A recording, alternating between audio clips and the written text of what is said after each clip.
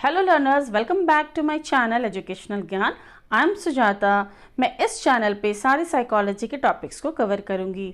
जो student BA कर रहे हो, एमए कर रहे हो या कोई टीचिंग या कॉम्पिटिटिव एग्जामिनेशन की तैयारी कर रहे हो, साइकोलॉजी एज अ सब्जेक्ट लेकर के उनके लिए चैनल बहुत बेनिफिशियल है। तो चलिए आज का टॉपिक स्टार्ट करते हैं। This is about me. Hello learners, today topic is stress, anxiety and depression, and these topics are burning topic right now. Everybody is suffering with stress, somebody is suffering with anxiety and depression. So let's understand what is the difference between stress, anxiety and depression.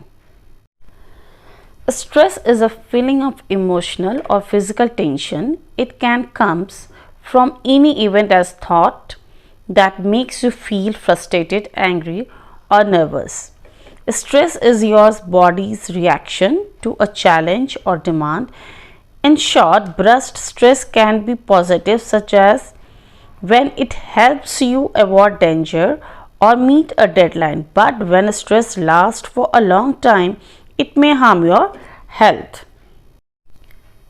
तो अभी आपको समझ में आया होगा कि stress क्या है। कोई भी एक इमोशनल या फिजिकल फीलिंग जो आपको टेंशन देता हो, या कोई ऐसा थॉट या इवेंट जो आपको फ्रस्ट्रेट कर रहा हो, आपको नर्वस कर रहा हो, दैट इज कॉल्ड स्ट्रेस। ठीक है। अब स्ट्रेस क्या है कि कोई भी आपको प्रॉब्लम आया, चैलेंज आया और आपके बॉडी में कुछ रिएक्शंस हुए, है ना, तो उसको स्ट्रेस कहते हैं। और स्ट्रेस पॉजिटिव भी होता है और स्ट्रेस नेगेटिव भी होता है। अगर आपका फॉर एग्जांपल मान लीजिए कि आपका ऑफिस का वर्क है या किसी बच्चे का एग्जामिनेशन है, और जनरली हम लोगों ने देखा है, हमें भी होता था जब एग्जामिनेशन वगैरह होता था, दैट टाइम पढ़ तो ले, you will study all the thing, you have studied all the thing, but जब आपके एग्जामिनेशन नज़दीक आने शुरू हो जाते थे तब आपको नर्वसनेस फील होनी होती थी कि कल मेरा एग्ज़ाम है, मैं लिख पाऊँगी कि नहीं, या मैं लिख पाऊँगा कि नहीं, मैंने जो याद किया है वो सही से मैं कॉपी पे अच्छे से उसको प्रेजेंट कर पाऊँगा या कर पाऊँगी कि नहीं। तो ये क्या है, ये स्ट्रेस है आपका। तो दैट इज़ पॉजिटिव स्ट्रेस कि आपके परफॉर्मेंस को अच्छा करता है।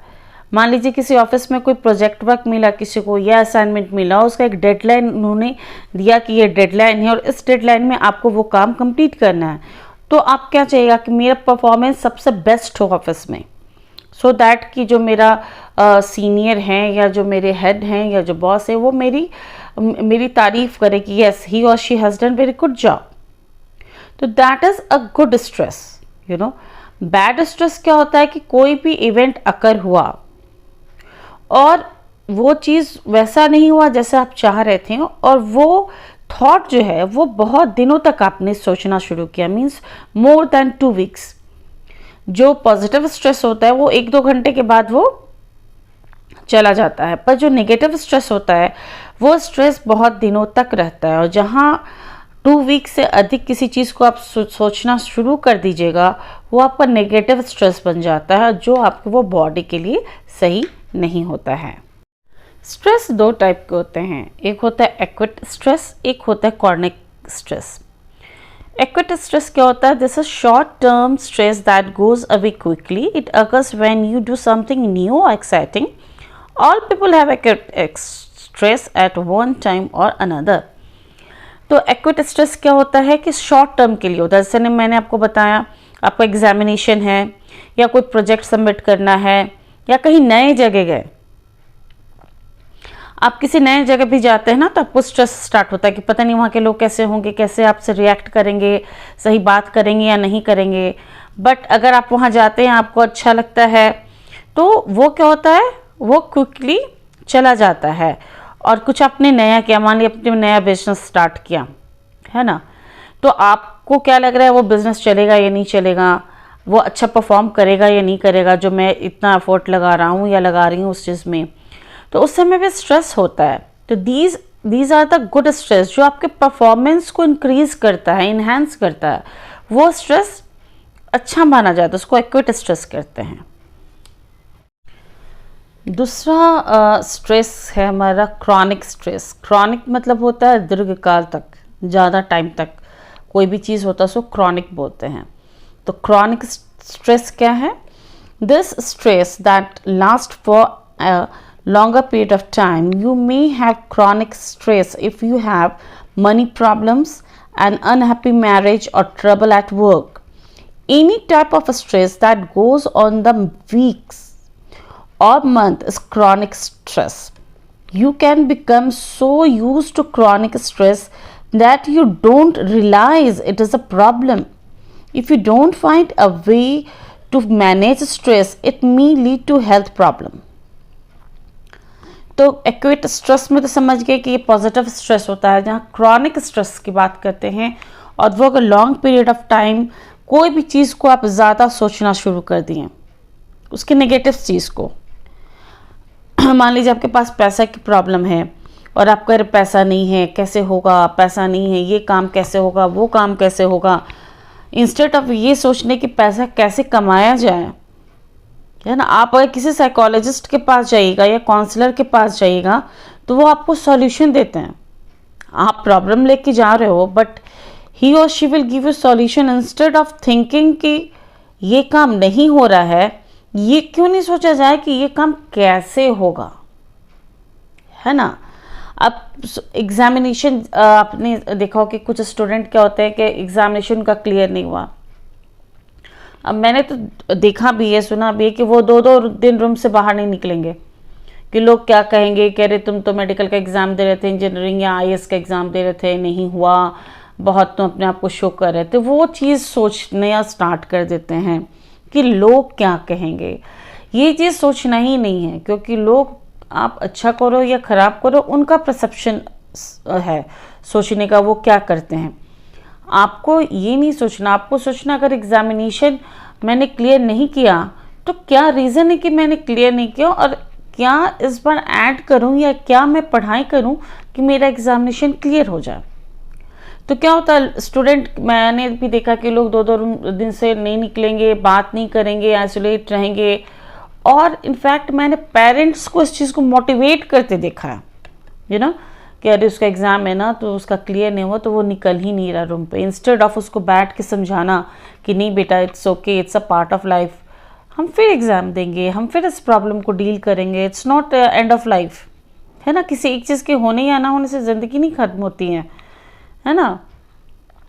तो अगर आप किसी भी चीज़ को, एक ही थॉट को आप बार बार सोच रहे हैं, उसको रिसाइकिल बिन में डाल दिया है कि नहीं हमको सोचना ही है उस चीज़ को, तो वो क्या होगा, वो क्रॉनिक स्ट्रेस हो जाएगा और वो क्या करेगा, आपको हेल्थ को हार्म करेगा, वो आपकी तबीयत खराब कर सकता है। और जहाँ क्रॉनिक स्ट्रेस हुआ वो एंजाइटी में तब्दील हो जाता है, जो कि अच्छी बात नहीं होती है। Anxiety it's not a good sign. Stress तक तो ठीक है पर एंजाइटी और depression is not a good sign, है ना। Anxiety is a feeling of fear, dread and uneasiness. It might cause you to sweat, feel restless and tense and have a rapid heartbeat. तो जब आपको anxiety होगा ना तो आपको डर लगना शुरू हो जाएगा, आप भयभीत होना शुरू हो जाएंगे, आपको अनइजीनेस फील होना स्टार्ट हो जाएगा, स्वेटिंग स्टार्ट हो जाएगी, आप रेस्टलेस फील करेंगे और आपकी जो दिल की धड़कन है, जो हार्ट बीट है, वो भी इंक्रीज हो जाता है। अब आप ये कैसे होगा, किसी एंजाइटी के कई कारण होते हैं, कि बहुत लोगों को किसी सिचुएशन से एंजाइटी होती है ना, और एंजाइटी अगर इंक्रीज हो गई तो वो पैनिक सिचुएशन पे चल जाता है। तो ये जहाँ से एंजाइटी स्टार्ट हुई ये डिसऑर्डर में आपको माना जाएगा। इसके लिए आपको ट्रीटमेंट लेनी ही होती है, ठीक है। जहाँ आपको देख करके डर होने लगा, आप अकेला रहना स्टार्ट कर दिए, किसी भी सिचुएशन को आप हैंडल नहीं कर पा रहे हैं, आप डिसीज़न नहीं ले पा रहे हैं, छोटी छोटी चीज़ को के भी डिसीज़न लेने में आप बहुत सोच रहे हैं, रेस्टलेस फील कर रहे हैं, तो ये क्या होता है, एंजाइटी के सिम्टम्स होते हैं।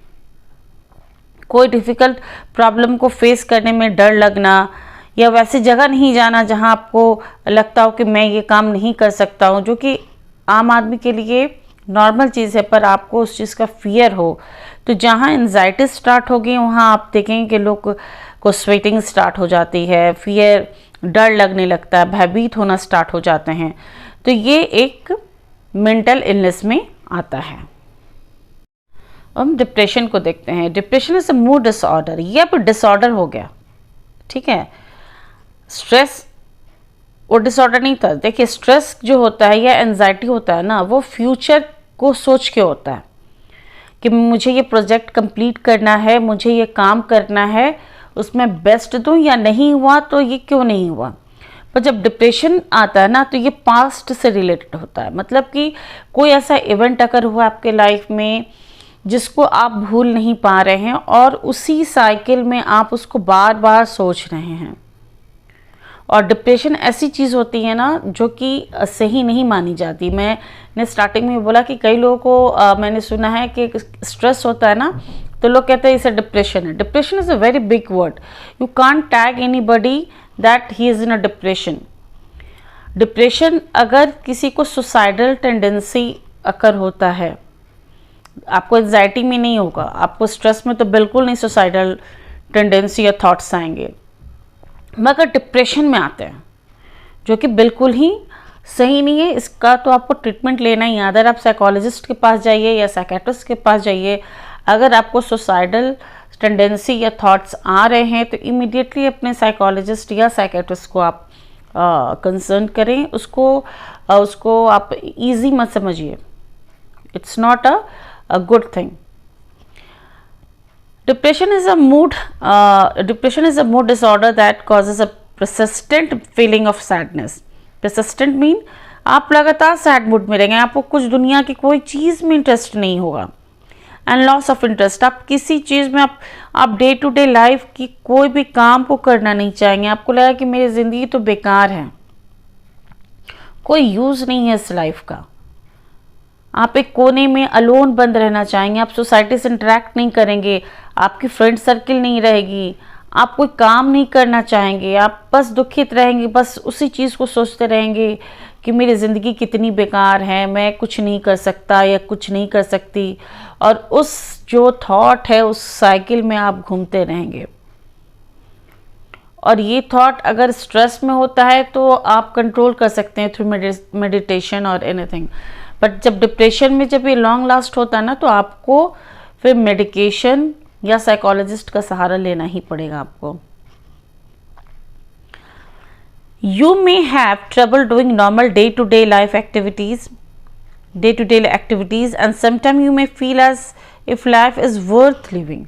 आपको एंजाइटी और स्ट्रेस में आपको ये चीज़ नहीं होंगी, पर डिप्रेशन में ये चीज़ आ जाता है कि आप अपने आप को वर्थलेस समझना शुरू कर देते हैं। अब आप कैसे जानेंगे कि इस पर्सन को डिप्रेशन है या नहीं है? फीलिंग सैड एंड होपलेस, वो सोचेगा कि पूरा दुनिया में मैं कुछ कर ही नहीं सकता, दुनिया बेकार है, मेरे लिए है ही नहीं। लिविंग अलोन, वो अलोन रहना चाहेगा, वो किसी से बातचीत नहीं करेगा, एक रूम में कमरे में बंद रहेगा। Loss of interest in anything your everything, वो किसी में इंटरेस्ट नहीं लेगा। Sleeping, change in sleeping habits, चाहे तो वो पर्सन बहुत ज़्यादा सोएगा या वो बहुत कम सोएगा। चेंजेस इन ईटिंग हैबिट्स, इसमें चेंजिंग हैबिट्स भी हो जाते हैं। ईटिंग हैबिट, वो कोई पर्सन बहुत डिप्रेशन में तो बहुत ज़्यादा खाना स्टार्ट कर देता है या खाएगा ही नहीं वो। लैक ऑफ मोटिवेशन एनर्जी, क्योंकि उससे तो डे टू डे लाइफ की चीज़ ही नहीं हो पाती हैं, तो वो क्या होता है, एनर्जी, लैक ऑफ एनर्जी होती है, मोटिवेशन नहीं होता, वो कुछ काम ही नहीं करना चाहेगा। वो सब आराम से अपना लेटा हुआ है और वो अपनी दुनिया में ही मग्न है कि उससे जैसा वर्थलेस इंसान, उससे जैसा यूजलेस इंसान कोई नहीं है। एंड जस्ट वो अपने आप में ही गिल्ट फील करना स्टार्ट कर देता है और सुसाइडल थॉट्स आने शुरू होते हैं। दिस इज़ बहुत डेंजरस है। जब सुसाइडल थॉट्स आने शुरू हो जाएं तो आप समझ जाइए कि वो जो पर्सन है या कोई आपके पास आकर के ये बात कर रहा है कि मुझे जीने का मन नहीं कर रहा, मैं नहीं जीना चाहता या चाहती हूँ, यानी कि वो इस स्टेज में आ चुका है, तो इमीडिएटली चाहे तो आप उसको साइकोलॉजिस्ट के पास ले जाओ या साइकेट्रिस्ट के पास ले जाओ। तो मुझे उम्मीद है कि आपको डिप्रेशन, स्ट्रेस और एंजाइटी का डिफरेंस पता चल गया होगा। स्ट्रेस और एंजाइटी का होता है वो फ्यूचर के बारे में आपको बताता है कि फ्यूचर में कोई आपको इवेंट या एक्टिविटीज़ हो रहा है उसके बारे में वो सोचता है। पर डिप्रेशन क्या होता है, आपके पास्ट इवेंट्स जो हुए हों ऐसे जो आप किसी से व्यक्त ना कर सके हों, ना कर सकते हों, और उसी में आप घूम रहे हो उस थॉट में, उससे बाहर नहीं निकल रहे हो, और सुसाइडल थॉट अगर आपको आने शुरू हो जाते हैं तो आप डिप्रेशन में आ चुके हैं। तो this is the main difference between stress, anxiety and depression. So मुझे उम्मीद है कि आपको ये समझ में आया होगा जो मैंने बताया है। अगर आपको मेरा ये वीडियो अच्छा लगा हो तो do like, subscribe and share my channel. Thanks for watching.